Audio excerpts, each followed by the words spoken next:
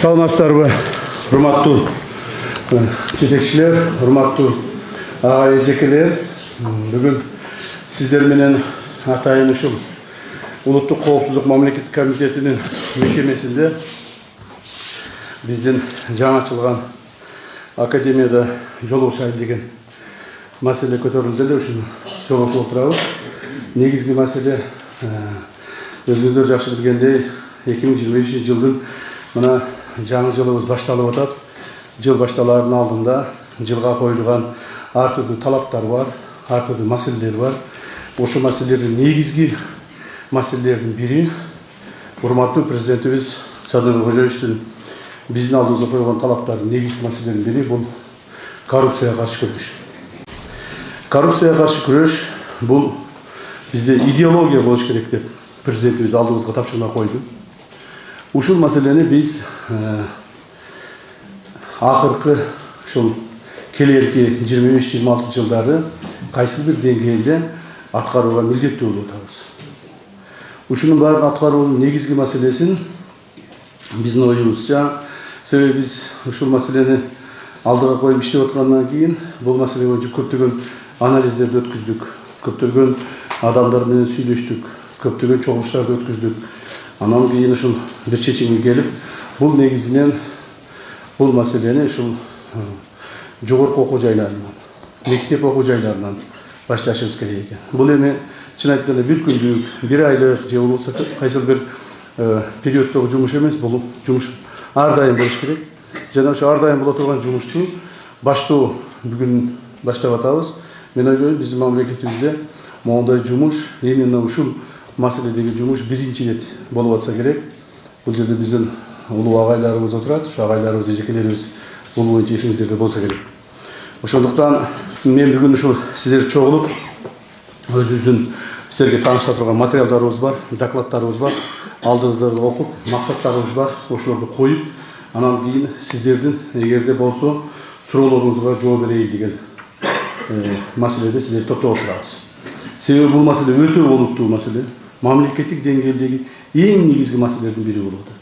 Коомубузду өзгөртөбүз десек, мамлекетибизди өзгөртөбүз десек, эртең эле ушул жыл башкасын айтпайын, залда отурган эле ага эжекелерибиздин, баардыгыбыздын бала чакаларыбыз, мамлекетибиздин келечеги ушул маселеден башталышын туюшубуз керек болуп атат. Башка бир экономикабыздагы, финансыбыздагы жана башка маселелердин баардыгы именно ушул коррупция маселесинен башталышын баарыбыз туюшубуз керек болуп атат. Эгерде биз коррупцияны ооздуктай алсак, коррупцияны азайта алсак, токтото алсак, анда ошол эле баягы айткан экономикалык маселелер, ошол эле айткан билим берүү маселеси, ошол эле айткан финансылык маселе, ошонун баардыгы өзүнөн өзү кайсы бир деңгээлде чечилүүгө шарт түзүп кала тургандыгын билишибиз керек болуп атат. Ошондуктан урматтуу бүгүнкү чогулуштун катышуучулары, мен докладым орусча жазылып калыптыр, официалдуу тилде. Ошону официалдуу тилде мен сиздерге тааныштырып кетейин. Бул жерде кайсыл маселе болсо дагы, кайсыл тилде болсо да сүйлөшүп кете беребиз. Эки гана тилде, мамлекеттик жана официалдуу тилде. Рахмат баарыңыздарга. Добрый день, уважаемые участники совещания. На протяжении последних лет ГКМБ демонстрирует высокие показатели по всем направлениям деятельности, но отдельного внимания заслуживает неустанная борьба с коррупцией во всех сферах жизнедеятельности государства. Если 5 лет назад уровень коррупции соответствовал 70-80%, то на сегодняшний день нашими усилиями результаты реализуемых решительных мер снижен до 30-40%. А в ближайшие 2 года этот показатель будет снижен до 50%. Достижение всех результатов возможно для нас, и ярким примером является борьба с организованной преступностью, где со стороны ГКМБ проделана колоссальная работа по разоружению организованной преступности. О достигнутых результатах в данном направлении красноречиво говорит многочисленное задержание лидеров и активных членов организованных преступных группировок.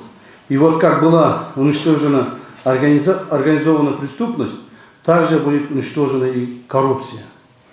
Одним из объектов антикоррупционной деятельности ГКМБ является сфера образования. так коррупция в системе образования разрушает нравственные устои общества, представляет серьезную угрозу не просто социально-экономическому положению страны, но и национальным интересам, безопасности государства в целом. Проблема коррупции в образовании активно обсуждается в обществе, и на сегодняшний день основным источником снижения качества образования является именно коррупционные проявления в учебных заведениях страны. Наиболее опасными формами проявления коррупции в образовательном процессе выступают вымогательство при поступлении в вузы, взяточество процесса обучения в период сдачи сессии, злоупотребление властью при принятии управленческих решений, необоснованные поборы под различными предлогами, требования материально-технической, финансовой и иной помощи и многое другое. Это негативно влияет на качество образовательных услуг, снижает доверие к национальной системе образования, как внутри страны, так и со стороны международного сообщества, делает систему образования слабой, а реформы, проводимые в сфере образования, безрезультатными. Все это требует разработки действенных, работающих методов преодоления коррупции в образовательных учреждениях любого уровня системы образования. Необходимо отметить, что с начала активной фазы противодействия коррупции стратегические шаги нашего ведомства были разделены на 3 этапа. Первый. Систематизация борьбы с активным уголовным преследованием коррупционеров. Данная работа будет осуществляться на постоянной основе. Второе. Ужесточение наказания в рамках закона. Недавно по нашей инициативе приняты законодательные изменения, усиливающие меры ответственности и их последствия. В частности, предусматриваются следующие меры. Пожизненный запрет на занятие государственных и муниципальных должностей для лиц, признанных виновными в коррупции. Полное исключение штрафов за коррупционные преступления. Например, за незаконное обогащение вместо штрафа 300-500 тысяч сомов будет срок заключения от 2 до 5 лет. Отказ принятия на госслужбу, если человек, его супруга или супруг, или их близкие родственники признаны виновными в совершении тяжкого либо особо тяжкого преступления. Если гражданин признал вину в коррупционном преступлении и возместил ущерб, он все равно будет наказан не менее чем половиной максимального срока лишения свободы по этой статье. То есть фактически устранены смягчающие нормы, позволяющие коррупционерам избегать реального наказания. Теперь не будет возможности отделаться штрафом, а спустя некоторое время вернуться на службу. Отныне даже полное сотрудничество не позволит уйти от тюрьмы. Следующим шагом является реализация мероприятий по максимальному исключению условий для коррупционных схем. Третьим этапом станет информационная работа, разъяснение и закрепление результатов. Данный этап нам предстоит реализовывать после исключения коррупционных факторов. Уважаемые участники, чтобы эффективно преодолевать коррупцию в образовании, нужно прежде всего знать ее причины. В данном направлении будет организована превентивная работа по сокращению коррупционных условий не только по сфере образования, но и по другим сферам жизнедеятельности государства. На текущем этапе всем присутствующим необходимо обеспечить разработку системных программных мероприятий по преодолению коррупции на уровне каждого образовательного учреждения. В группу таких мероприятий следует включить: первое – развитие студенческого самоуправления и активной гражданской позиции у студентов. Большинство студентов опасается сообщать о фактах коррупции, тем самым покрывают коррупционеров и способствуют распространению коррупции. Второе – разработка базовых принципов противодействия коррупции на уровне образовательного учреждения.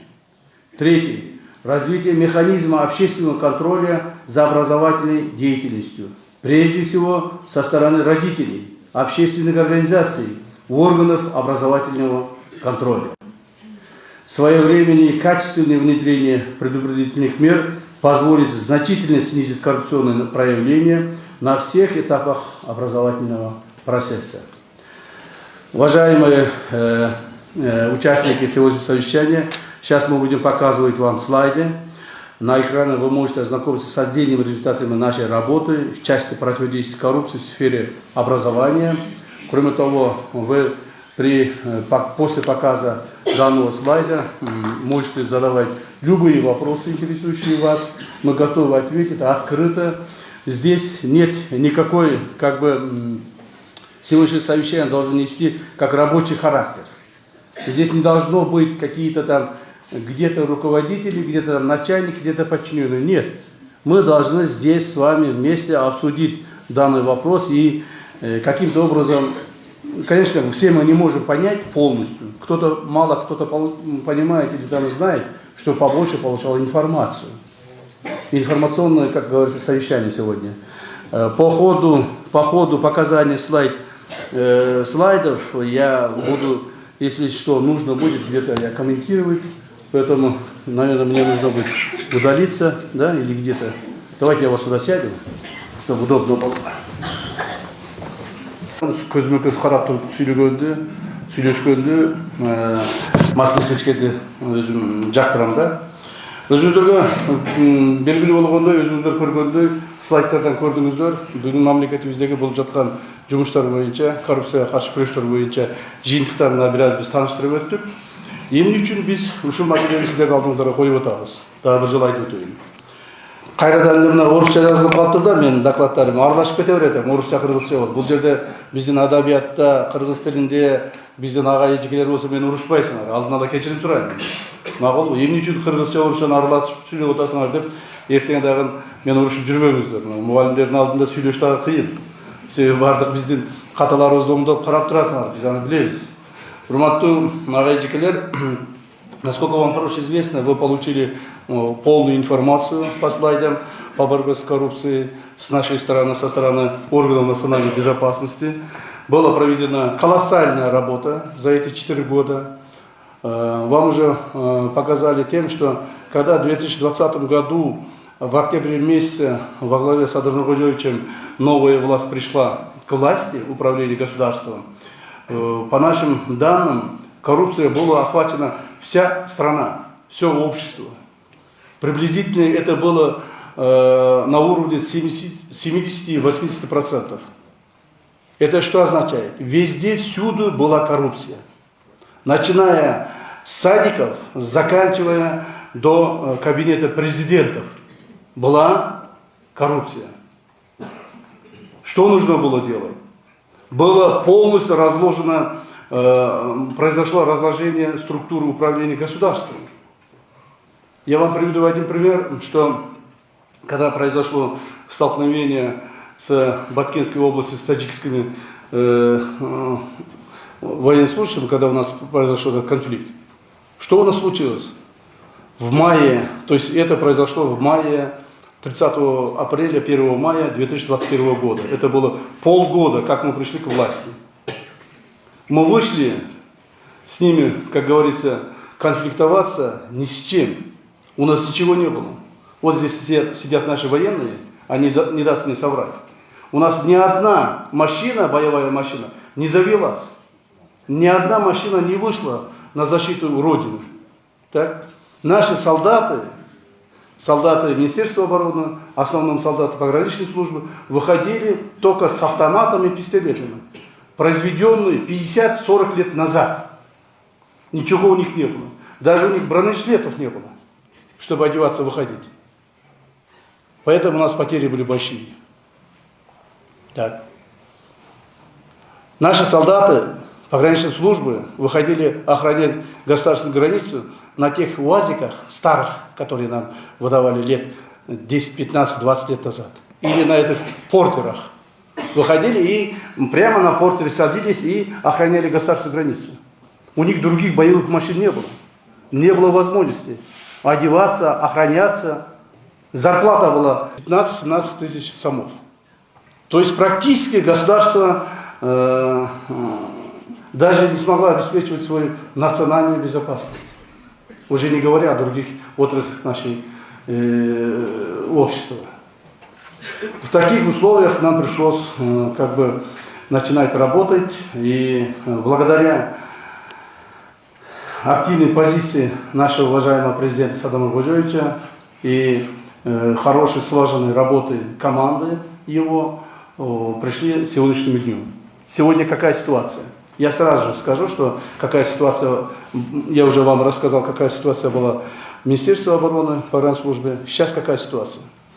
Тогда, когда у нас случился этот конфликт, у нас была только единственная одна машина, бронированная, гражданская машина, джип был, который нам когда-то, оказывается, подарил Крим-авторитет Эркин Мамлеталиев. Так? У погранслужбы единственная машина была. С этой единственной машиной мы возили боеприпасы, там, где происходили столкновения, и вывозили оттуда наших убитых или раненых солдатов. Другого выхода не было. Единственная машина была. И то эта машина была гражданская. А сейчас какая ситуация? После мы начали вести работу слаженную. В данный момент ситуация кардинально изменилась. В вооруженных силах, погранслужбах. В данный момент наши вооруженные силы являются одним из самых боеспособных в Средней Азии. Ситуация изменилась. В данный момент в погранслужбе имеются новые бронированные автомашины, изготовленные по нашему заказу в Дубае. Так, солдаты на чем ездить. Новые бронированные автомашины, заказанные нами в России, «Тигры». Всего их энное количество, несколько, уже сотен машин. А в данный момент все склады, есть новые склады, вары, полностью боеприпасы, вооружение, военная техника полностью обеспечена у нас. Поэтому спокойно живем, спокойно стало, все решается, все вопросы стали на свои места. Так? Более того, в данный момент у нас имеется уже в открытых источниках, это тоже есть, это можно объявлять, и все это вы тоже знаете, что самые современные беспилотники БПЛА находятся в Кыргызстане. Начиная Байрактаров, Аксунгуров, Акинджи, все находятся только у нас в Средней Азии, только у нас в Кыргызстане. Все виды. Так? Поэтому мы уже, как говорится, не то, что боимся, не боимся, мы уже обеспечены тем, что можем обеспечивать свою безопасность своей страны. То есть у нас уже ситуация кардинально изменилась. Я уже говорил о том, что там у нас была проведена колоссальная работа. Эта работа была проведена в условиях жесткой незаконности. Это надо признать и сказать.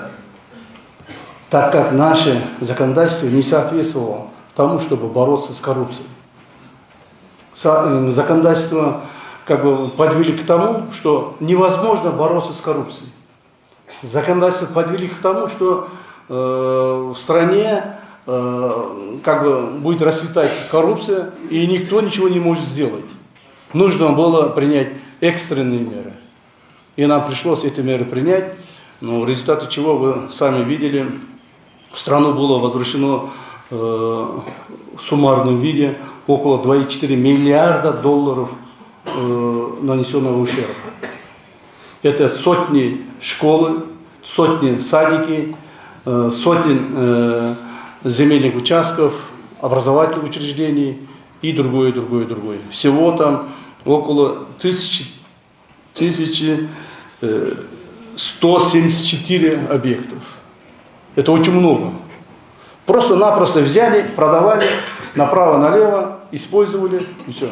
Незаконно использовали, продавали. И никто ничего не мог сказать. Даже, наверное, извините за такое выражение, извините, я еще раз спрашиваю, может быть, даже сидят в этом зале те руководители, которые также принимали участие в этих махинациях. Так? Теперь с такими руководителями мы будем прощаться.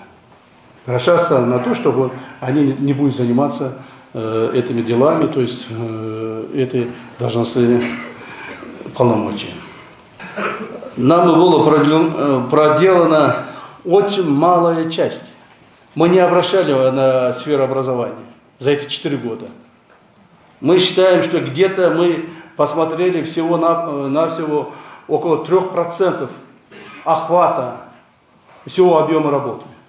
То есть практически мы не трогали вас.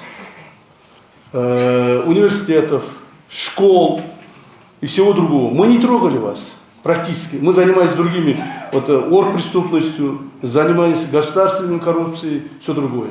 А вас, сфера образования, не трогали. Вот только пришла к вам очередь. Имейте в виду. Я открыто говорю вам. Пришла в очередь сфера образования. Теперь мы будем досконально заниматься с каждым университетом, каждым учебным заведением. Теперь мы будем работать с каждой школой.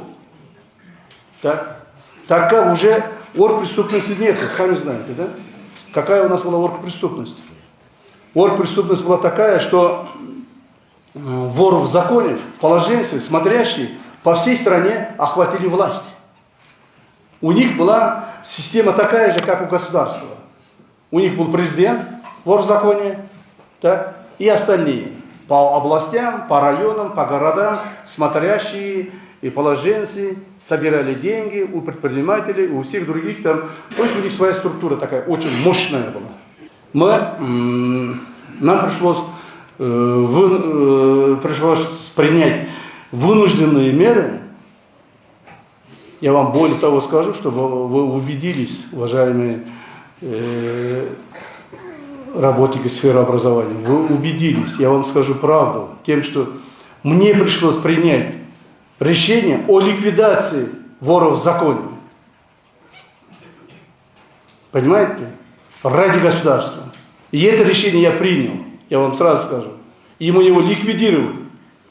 В дальнейшем ликвидировали его сообщников, его других членов оргпреступности. И сегодня страна освободилась от этой путаницы. В стране нет оргпреступности. Это единственная страна в Центральной Азии, даже вообще не Центральной Азии, наверное, постсоветских стран, у которого не имеется оргпреступности. Сейчас предприниматели никому не платят, как ранее. Базары, рынки, торговые центры и все другое. Все платили. Сейчас никто не платит. Первое время, когда после того, как мы их ликвидировали и убрали, даже предприниматели бегали, они искали, кому платить. Понимаете? Даже они к нам приходили, кому теперь платить, кому теперь отдавать те средства, которые они десятилетиями отдавали.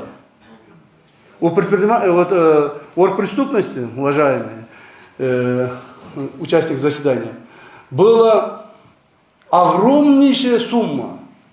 Мы у них миллиарды отняли в долларовом исчислении. Миллиарды отняли.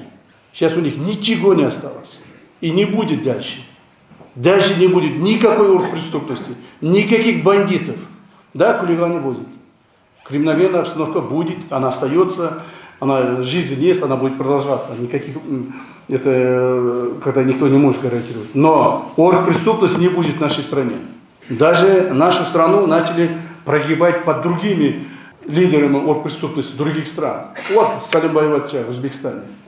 Он полностью контролирует юг нашей страны. На юге все лидеры оргпреступности, все крупные бизнесмены, даже политические какие-то деятели, депутаты парламентов, к нему шли, с ними собеседовались, и что он сказал, то они исполняли. Понимаете? Теперь этого не будет.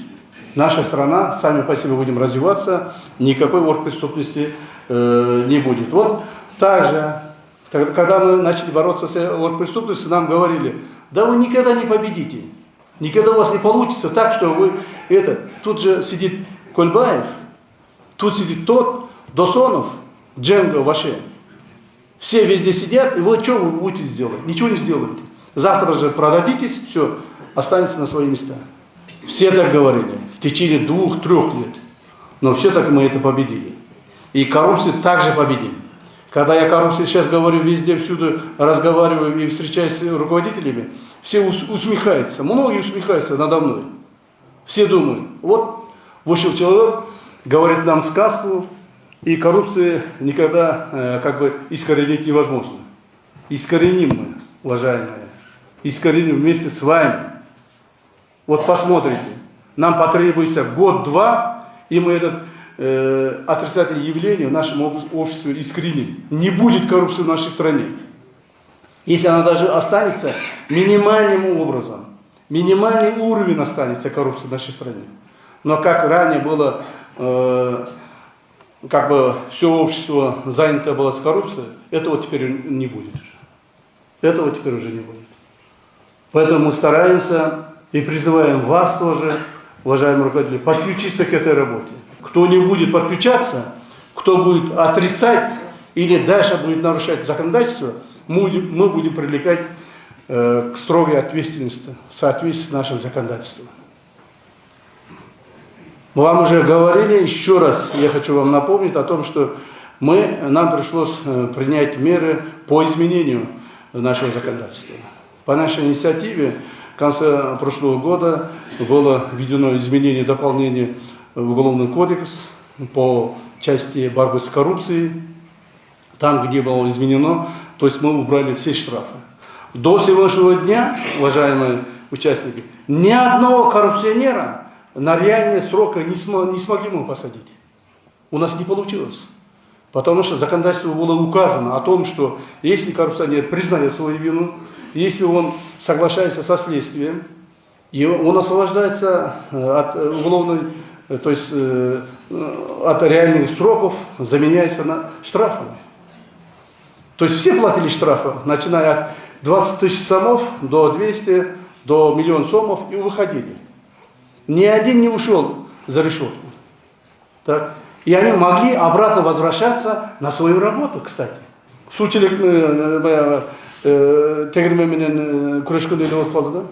Мы тут боремся, они обратно возвращаются. Мы боремся, они обратно возвращаются. Они оплачивают там каких-то 1000, может быть, 2000, 5000 долларов и обратно возвращаются на свою работу. Теперь этого не будет. Теперь эти штрафы полностью убрали. В соответствии с нашим новым законодательством, которое подписан нашим президентом 31 декабря, оказывается, я думал, этот закон будет выступать с 1 января. Нет, в силу будет выступать с 21 января, оказывается. Есть сроки, указанные в этом законодательстве, оказывается, я не посмотрел. То есть, начиная с 21 января, что у нас будет? Даже если нарушитель закона, коррупционер, попадается в наши руки, то есть я имею в виду следствие, правоохранительные органы, так, если даже он будет признавать свою вину, заключать соглашение со следствием, ему будет грозить реальные сроки. Даже мы будем конфисковать у него все имущество, он будет восстанавливать ущерб, нанесенный государству, все равно будет ему указана дверь в тюрьму. Поэтому прошу вас, уважаемые руководители, вас еще раз прошу, я не хочу, чтобы вы оказались за решеткой. Я не хочу, чтобы вы завтра нанесли ущерба своей семье, в конце концов. Давайте не о государстве думать, а о своей семье думать.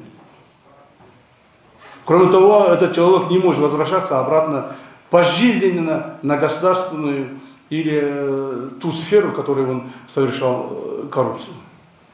Он не может уже возвращаться. То есть он не может быть преподавателем, тем более руководителем.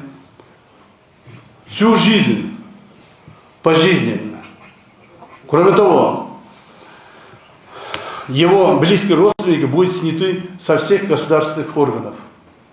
Если ваш сын, я имею в виду коррупционера, его сын, дети, супруги работают в государственных службах, мы сразу их будем снимать, где бы они ни работали, в каких бы должностях они ни были.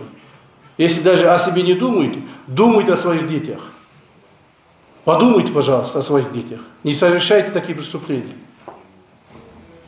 Так как все преступления начинаются с системы образования. Мы все выходцы оттуда. И врачи, и милиционеры, и прокуроры. Все мы выходцы оттуда. Понимаете ли? Мы все являемся вашими детьми вас, то есть вашими учениками. Поэтому и отныне так же будет, эта история будет повторяться. Отныне система такая же. Следующее поколение врачей, милиционеров также будет выходить из ваших рук. Поэтому вы должны воспитывать наших студентов. Вы должны оказать им содействие. Многие, у меня сейчас очень много информации по образовательной части. Мы их собирали, сейчас еще собираем. Скоро начнем принимать меры. Так? Скоро начнем принимать меры. И вам это все открыто объявляю. И в этих информациях мне поступает вот такая интересная информация поступила. О том, что студент не учится здесь. Он находится где-то там в трудовой миграции. Где-то что-то так за него проставливает. Вот это зачеты, экзамена. И он становится студентом следующего курса. Заканчивает, получает дипломы. По этому поводу мы строго будем прослеживать и смотреть. Следить. Исключайте. Это будет надо. Отчисление. Вот. Отчисляйте, пожалуйста, таких студентов. Отчисляйте. Не оставляйте их. Лучше 10 человек выпустить с хорошим образованием и с дипломом, чем 100 человек, которые необразованных и не, как бы, не получающих образования и просто так покупающих дипломов. Давайте выпустим 10 человек. Никто вас как бы не обязывает, что вы обязательно должны выпустить там 100 человек. Не надо 100 человек выпускать.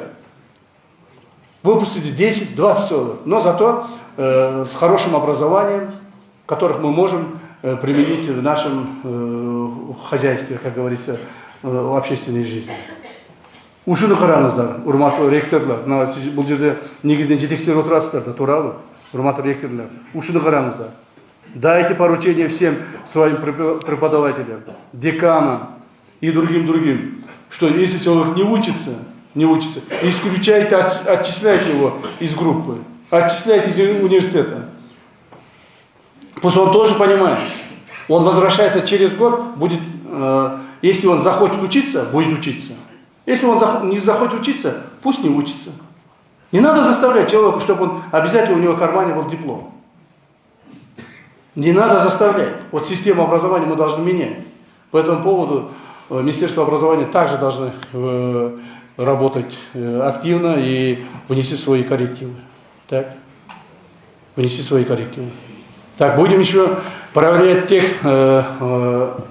студентов и наших уважаемых преподавателей тем, что как они собирают средства, как они собирают взятки.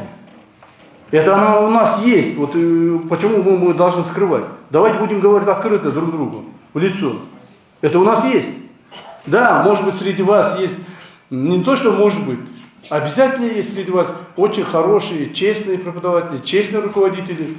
В этом я не сомневаюсь. Оно есть.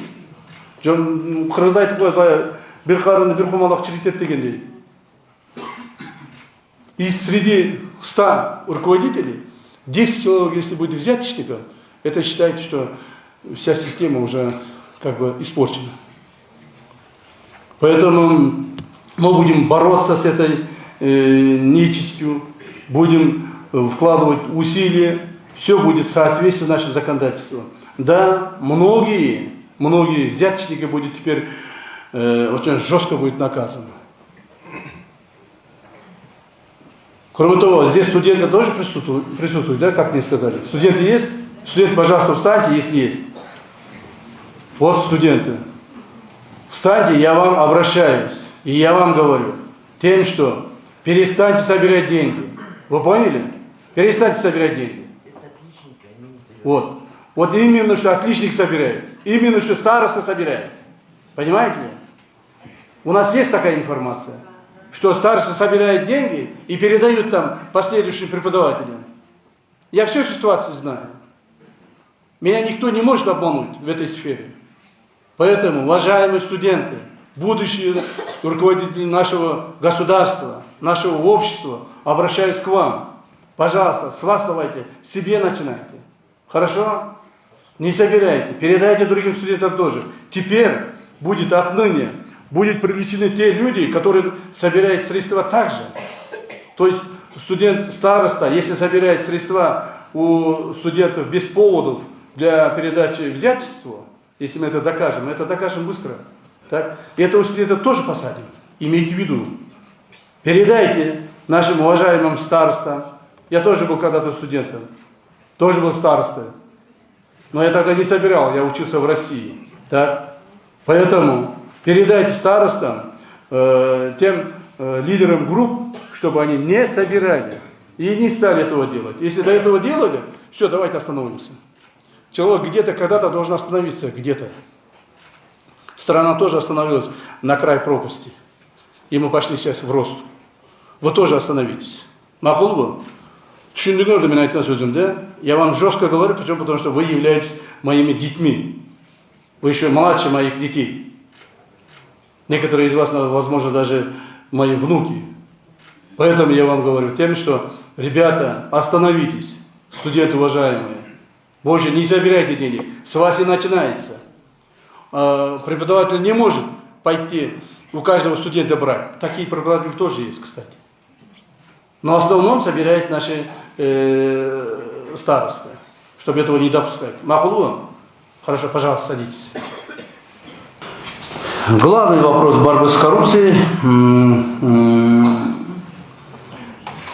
Борьба с коррупцией должна начинаться с руководителей. Если руководитель не перестает заниматься этими преступлениями, то подчиненный никогда не будет переставать. Поэтому руководители, ректора основном, да, директора, которые здесь сидите, передайте другим тоже. Вы, пожалуйста, начинайте с себя. Начинайте с себя. Не надо собирать денег, обогащаться за счет студентов или за счет преподавателей, за счет вузов. Байлықтың түйі болмайды. Уже достаточно накопили некоторые руководители. Мы их тоже знаем. У нас есть статья «Незаконное обогащение». Будем завтра спрашивать, откуда у тебя двухэтажный дом? Как ты получаешь зарплату? Ты всю жизнь работаешь преподавателем, получаешь зарплату $1000 в месяц, и у тебя там трехэтажный дом, который стоит там $500 000. И ты ездишь на трех машинах, которые там 100 тысяч, 50 тысяч долларов. Откуда у тебя такие деньги? И этот законный спрос будет. Есть статья в законе, незаконное обогащение. И мы будем это спрашивать. Будем сейчас расспрашивать каждого ректора. Его состояние, житье, бытие, чем он занимается, что он делает. Каждого директора будем спрашивать. Поэтому, уважаемые ректора, начинайте с себя. С сегодняшнего дня начинайте переоформлять свое имущество на других. Так. Переоформить мы тоже будем знать. Кому переоформили, как переоформили. То есть все, государственная структура в наших руках, знаете, да? Я не скрываю. Вся государственная структура в наших руках. Органы национальной безопасности. Вся информация есть. Мы всех в этом обществе, в государстве курируем. Все отрасли. Не думайте, что мы просто сидим там в одной кабинете, там, в одной здании, а туда не будем выходить. Нет. И образование, и медицину, и все другое. Кстати, медицина тоже скоро подойдет. Сейчас мы образование наведем порядка, а потом медицина подойдет. Просто-напросто у нас не хватит сил, средств, чтобы распыляться. Сейчас мы занялись образованием, и это образование мы наведем порядка. В течение года, скорее всего. Я уже говорил о том, что там до сегодняшнего дня органы национальной безопасности не смогли добиться посадки в тюрьмы ни одного коррупционера. Запомните, мы не смогли это сделать. То есть, аларды қармаймыз, алып келеміз, мы их задерживаем, держим в СИЗО, а через 2-3 месяца или там через полгода отправляем в суд, а через суд они освобождаются.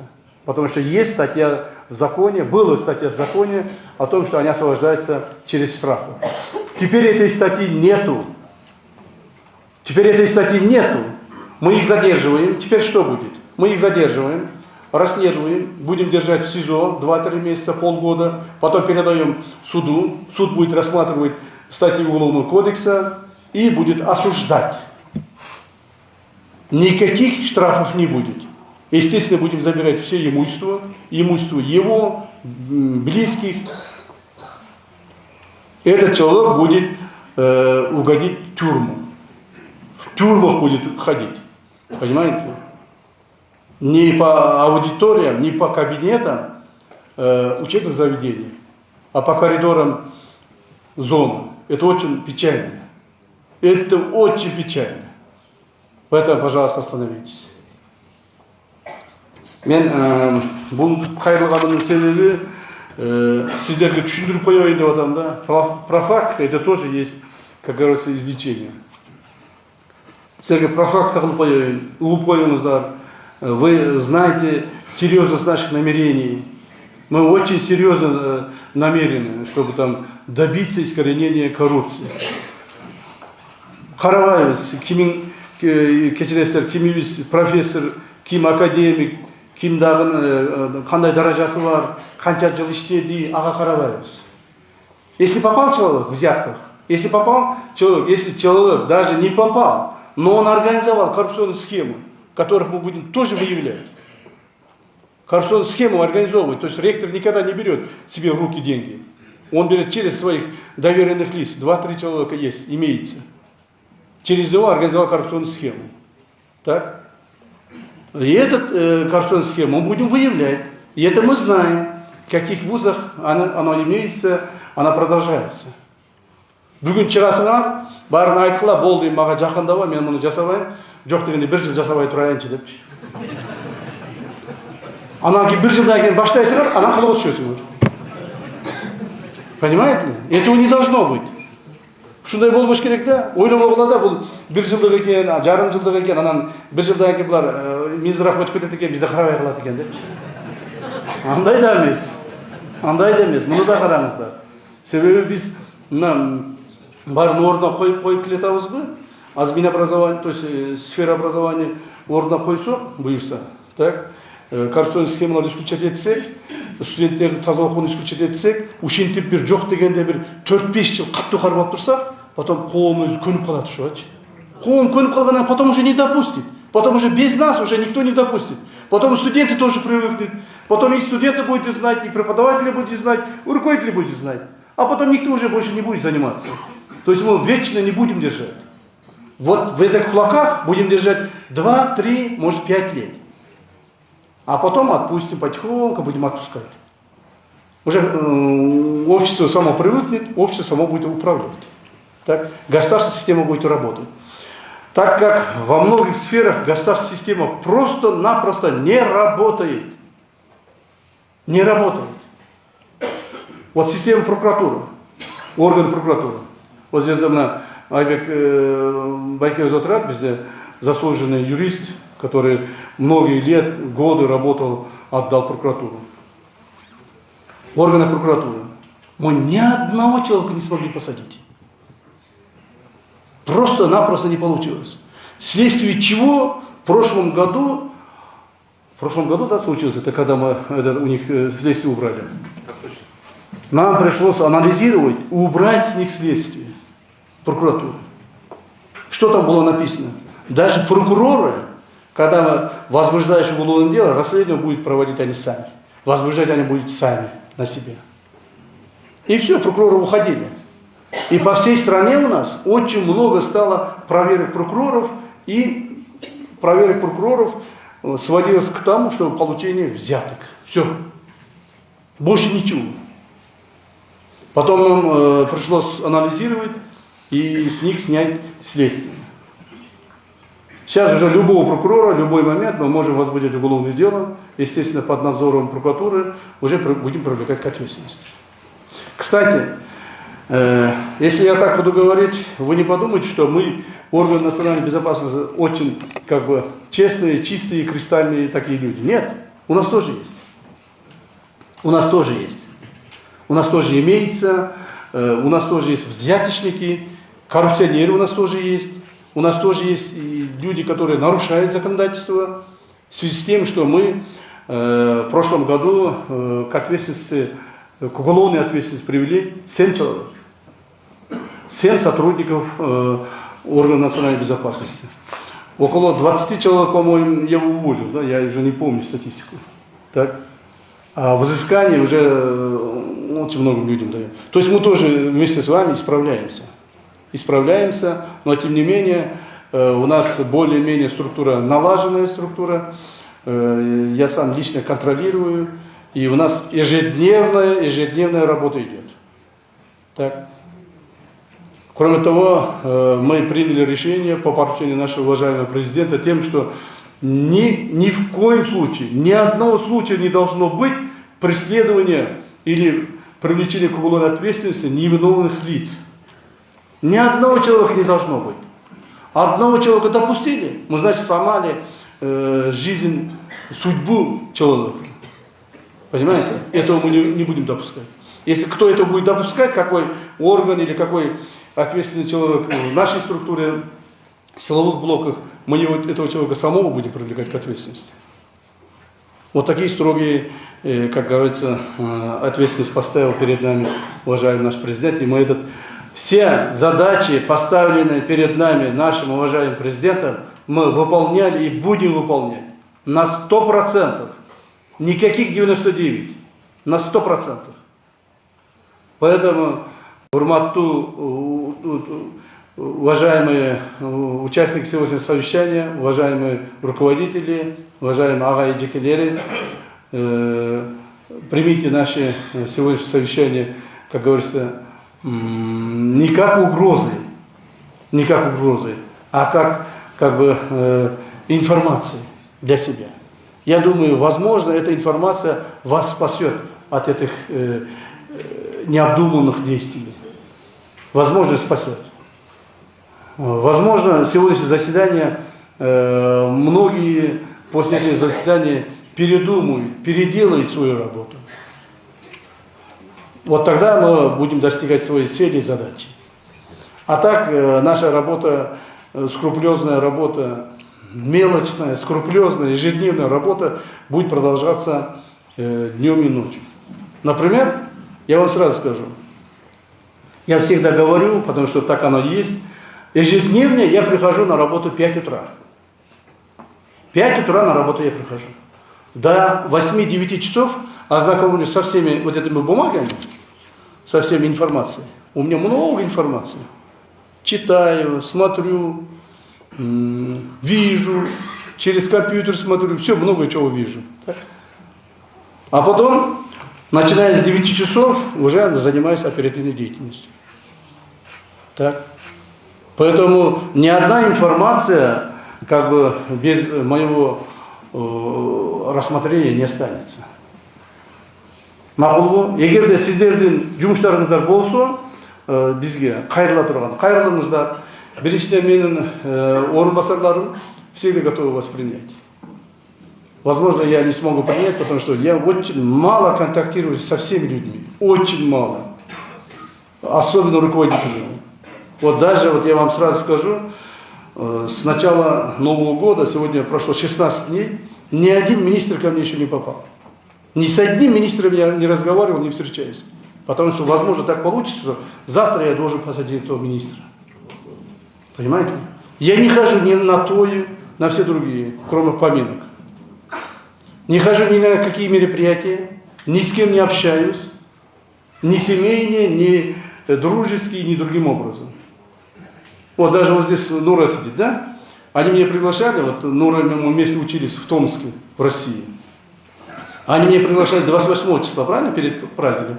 Я туда не пошел. Семейный у нас был сбор, я туда отправил жену, я сам не пошел. Так как туда придешь, сразу начинается просьба, начинается знакомство, начинаются другие моменты. Я очень жестко к себе отношусь. Извините, очень жестко к себе отношусь, чтобы выполнить государственную задачу. Мен уже туған ұрықтар деле қачып қалышты, достар деле қачып қалышты, ешкім уже жақындабай қалды мағанчы.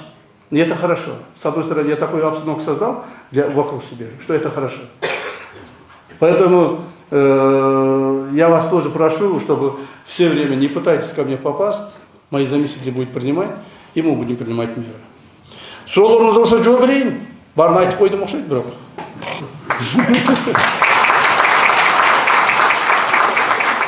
Айтыңыздар. Емне керек болса жауап берейін. Açık ayıkın mikrofonlar var mı? Саламатсызбы, Камчыбек Кудышаевич, урматтуу коллегалар. Биринчиден сизге ыраазычылык билдиребиз сиздин командаңызга кылган ишиңиздерге мамлекет үчүн. Менин атым Оронтаев Талабек Дүйшөнбекович, 18-чи кесиптеги директор болом. 1 жылга жакын калды иштеп атканым. Азыр сиздер берип аткан маалыматты сайттанбы же биз коллективге да жеткиришибиз керек сөзсүз түрдө. Бул биринчиси. Анан экинчиси мындай маселе болуп да мен 20 жылдай болуп калды образованияда жүргөнүмө.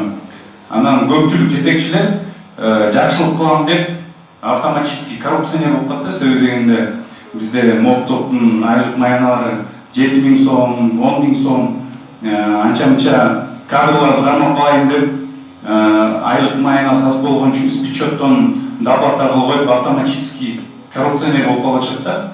Азыр бизде дагы ошо кадровый маселе аябай чоң көйгөйдө турат. Мисалы мен деле айлык маянам ошо 20 жылдык стаж менен 20.000 сом түзөт да. 4 балам бар. Кээ бир кезде азыр деле сиз айтып атсаңыз мен ойлонуп атам да, ушул мага керек беле, балким чет жакка чыгып кетем деген сыяктуу. Бирок коррупциядан алыспын.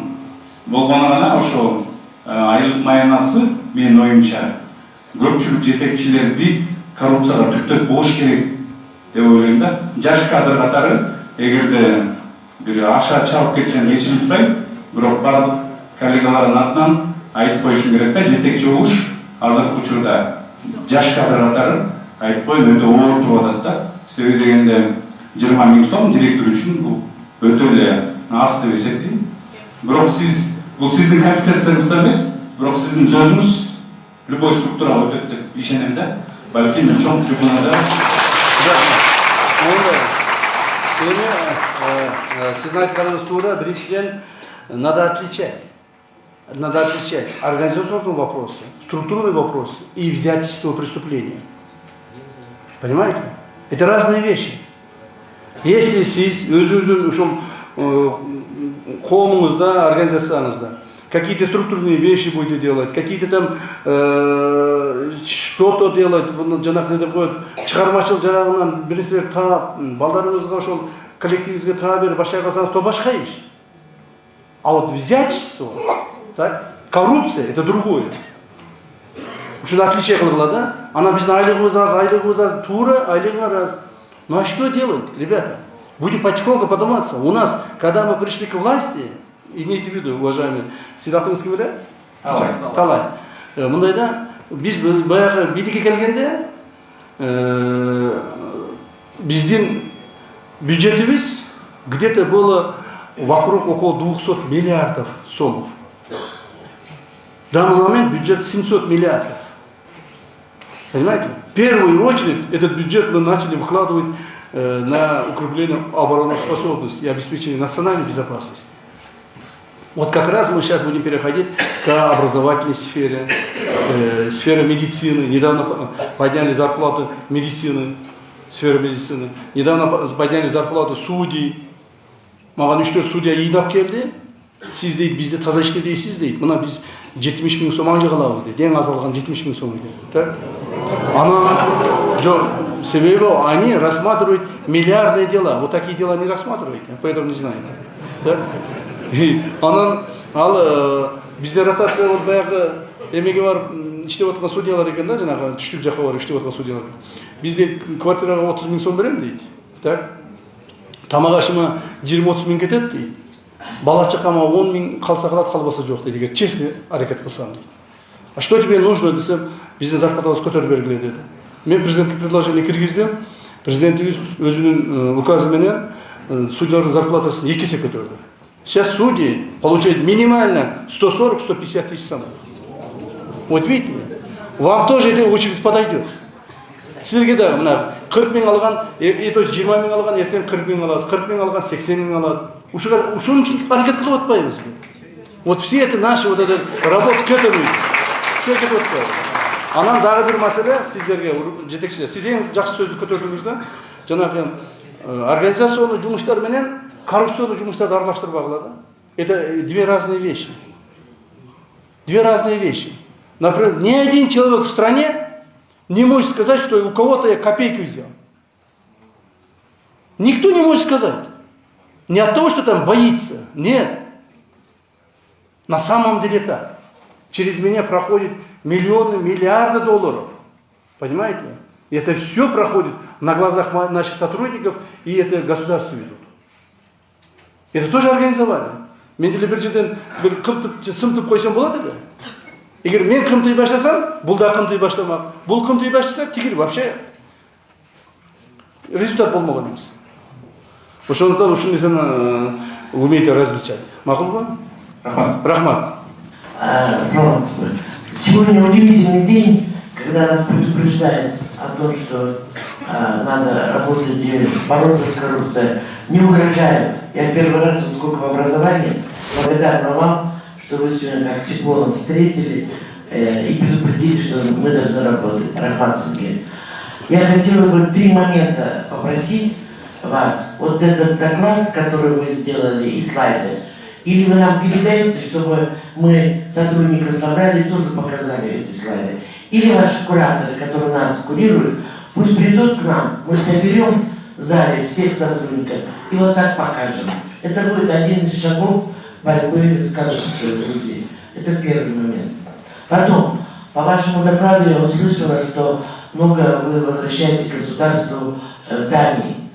Ну, давайте подумайте, пожалуйста, некоторые государственные здания, которые находятся при медицинской академии. Почему? Потому что нам многое надо общежитий, нам нужны корпуса для занятий, ну, чтобы мы приближались тоже к европейским условиям.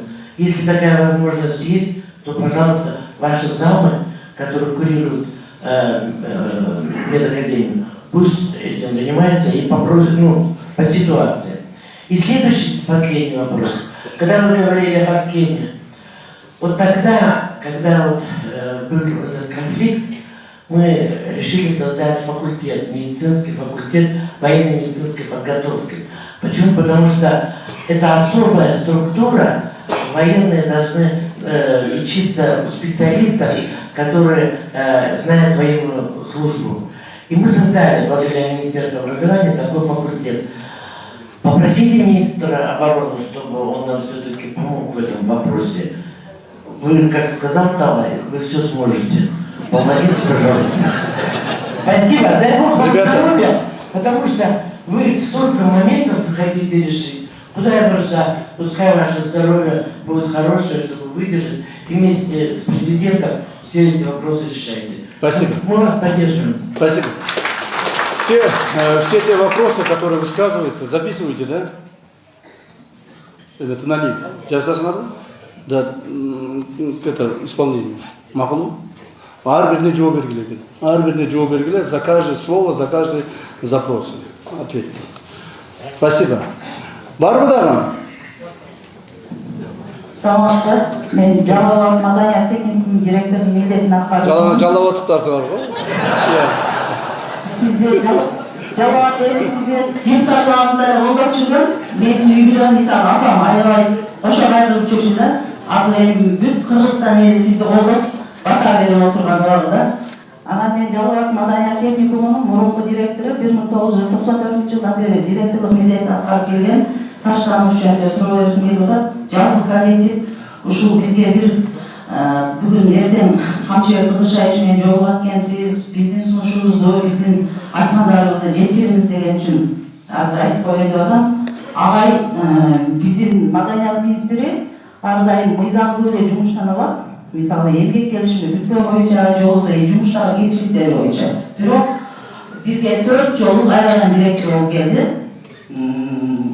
Анан мындай болот, жаңы директор келет, бизде жумуш башталат, агай соттонду да, кайра келип отуруп алат. Ошентип биз 94-жылдан бери жанагы баягы взяткаға түшкөн агай эмес. Ооба, азыр деле ошол эсенбулар насибе. Записывай. Кызматын кармалган агайчы дагы деле утуп алды деп атат. Азыр коллектив кечээ мага дагы айтышты. Болду, мен эсиме тутуп алдым, жазып алдым. Siz ayttınız сразу мен esime келди де, ошол взятка менен түшкөн болчу агай. Все болду. Значит, келбейт ал агай. Урматтуу Камчыбек Кылышбаев, чынында бүгүн бизге өтө керектүү маалымат болду. Мен Ишен Аңгабаев атынан Кыргыз мамлекеттик университетинин ректорумун. Абдрайым айгүл. Биз 80 жылдыктарыбыз бар. тарыхыбызда миңдеген мугалимдерди мамлекетке бергенбиз. Биз негизинен педагогикалык багыттагы жетистиктерди даярдайбыз. Учурда бизде 20 000 студент бар, бирок бизде аудиториялар жетпейт.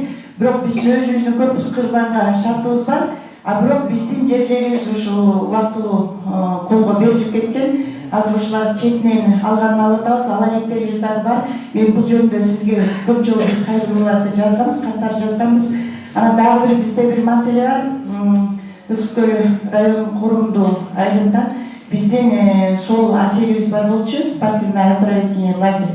Азыр Семиран, ал мамлекетке. Кстати, Семиранды biz жақына забрали. Ошону бул биздики болчу да. Пожалуйста, покупайте у государства. Потому что в свое время его продали. В свое время продали, или там, не знаю, что-то было. Biz аны мыйзамдуулугун карап чыгып туруп, мыйзам бузган экен, аны Семиранды. Кстати, Семиранды биз сатылыш боюнча алган жокпуз арткача. Его связь с ОПГ взяли. Связь с ОПГ. Сейчас Семиран государство в нашем виде находится. Хотите обратно взять? Ондай бір куруп коюптур.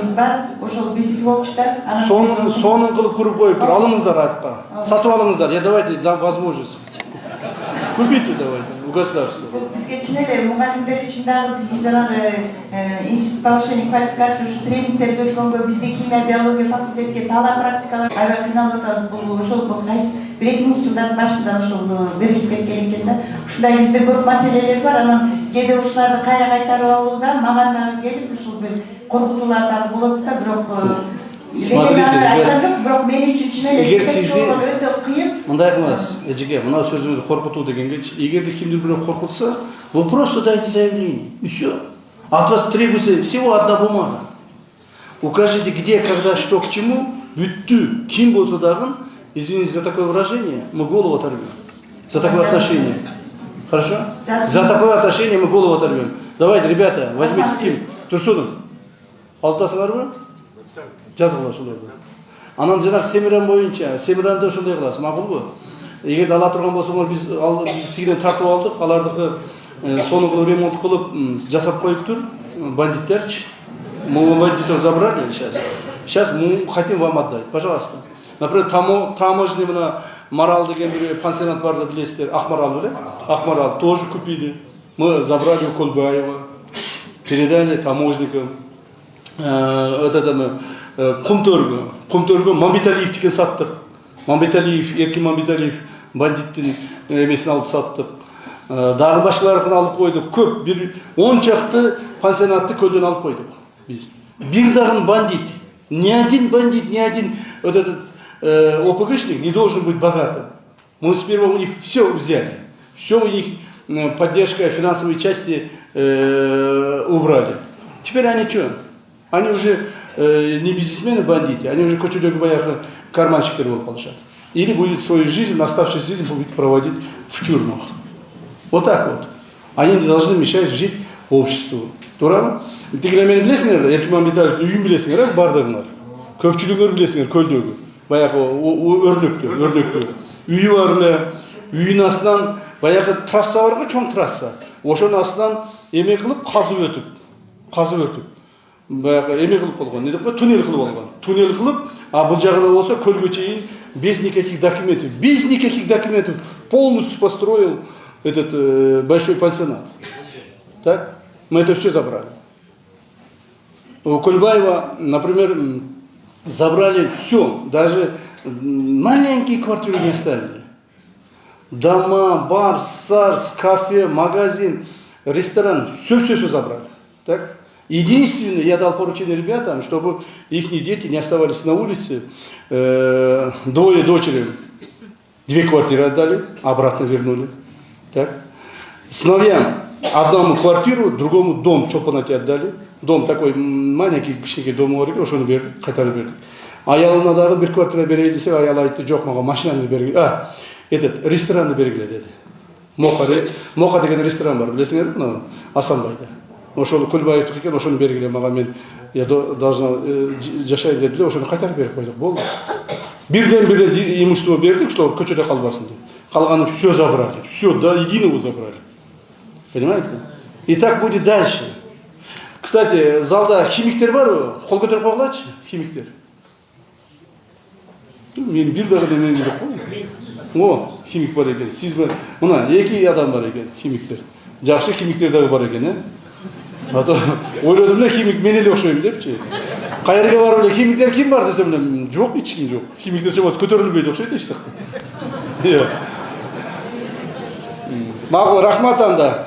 Камчы Кудуматович. Барбы? Айтыңыз. Саламатсызбы?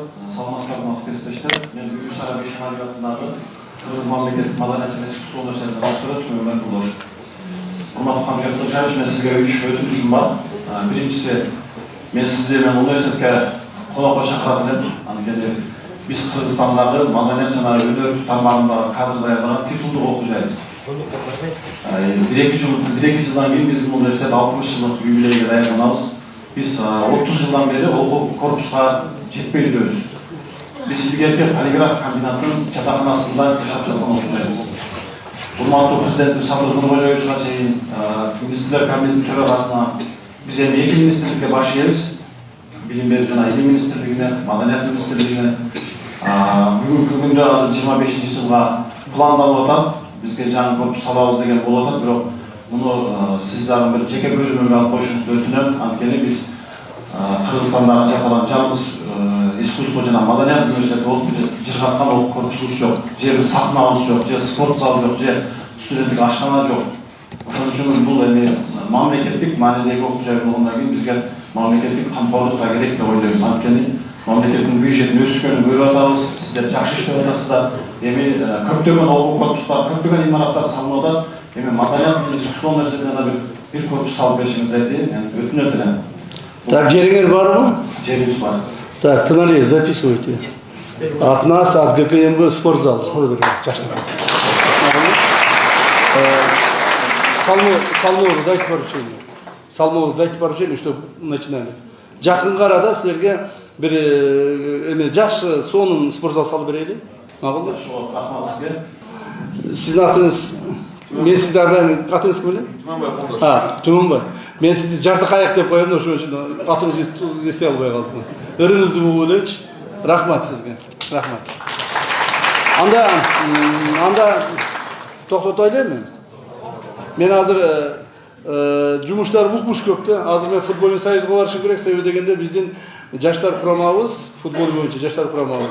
Азыр Кытайда боло турган чемпионат Азияга даярданып атышат. Испанияда. Так, Испанияга дүйнө, то есть тарыхыбызда биринчи жолу ошол жака алып кеткенбиз. Азыр даярданып атышат. Аны ошого барып кичине бир жумуштарым бар, ошондо бүтүрүп коеюн.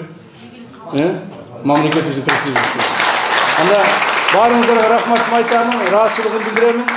Tinch болуңуздар, ден соолукта болуңуздар. Кудай буйрса жакшылыкта да учурашайлы. Рахмат баарыңыздарга.